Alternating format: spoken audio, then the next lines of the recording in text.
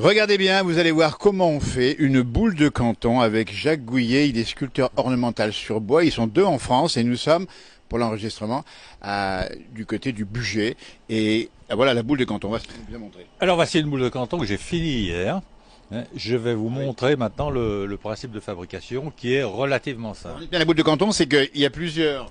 Il y a plusieurs sphères qui sont tournées à l'intérieur d'une autre, d'une sphère enveloppe. À partir d'un seul bloc de buis. À partir d'un seul bloc de buis. C'est ça, le talent rare.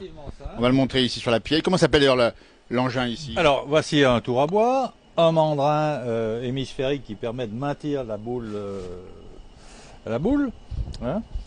J'ai ébauché hier un cône. Il y a un traçage qui est fait et ensuite à chaque point de traçage, eh bien, on va creuser un cône. Mais ça suffit pas. Un cône. Alors, on va mettre en route l'appareil, c'est ça, hein?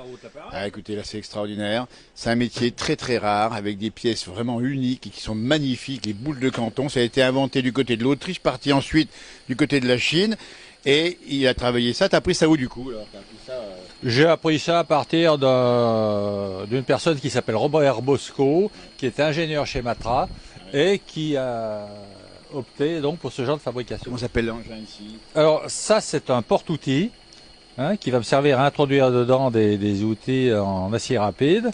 Et je vais donc aller calibrer mon cône. Cône que j'ai ébauché hier par souci. Le buis, on dit bien c'est un bois très dur. Et je vais attaquer la toute petite sphère avec un outil en forme de crochet.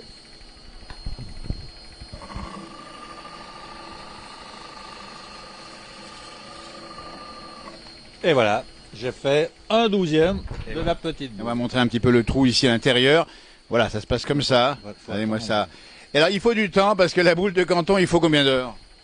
Il faut une vingtaine d'heures pour faire uniquement la boule. Après, il y a toute la finition qui est relativement... On va montrer aussi un peu les objets autour qui sont par là. Parce qu'il faut dire que c'est un objet ornemental, donc ça veut dire que c'est demandé pour des gens qui veulent ça dans leur salon. Voilà, c'est ça. C'est des objets qui figuraient dans les cabinets de curiosité, à côté de fœtus mal formés. Regardez-moi ça. La boule de Canton, 80 heures pour la faire, elle est ici au final.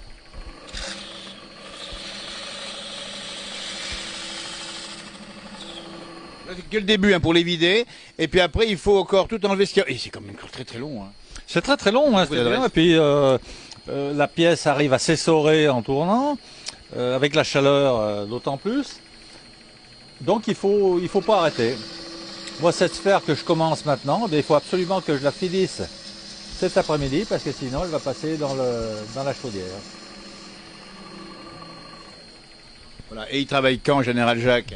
Je travaille quand je veux, déjà, c'est dans ma nature. Et pendant le Covid, comme je veux. Il a fait beaucoup pendant le Covid. Et tout seul qui plus est, pas avec qui je veux. Et voilà, et comme ça, il est tranquille chez lui. C'est d'abord une passion, c'est ça. Et une pièce qui casse peut se recoller, mais ça n'a aucune valeur. Quand c'est cassé, c'est cassé. Ça peut casser aussi. Ah, ça casse, tout à fait.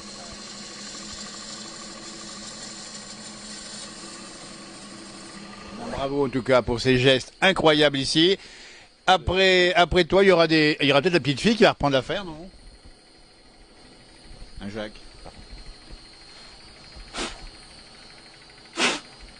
Pour la suite, la petite fille va peut-être... Elle est intéressée, mais bon, je pense que c'est plus une idée de mais elle aime bien ça, elle aime bien, regarde faire aussi. Alors voilà ce que ça donne. Vous avez toutes les saignées qui sont faites à l'intérieur. Une fois que j'ai fait cette série de saignées, je vais insérer dedans un bouchon en mousse de polyuréthane. On va me dire, mais pourquoi? Oui. Tout simplement parce que quand je vais avoir fini, je vais arriver à la 12e passe, 12e cône, tout va partir en vrac. Et ça va tout se casser. Il faut les fixer. Il faut les fixer. Là, elles sont bloquées.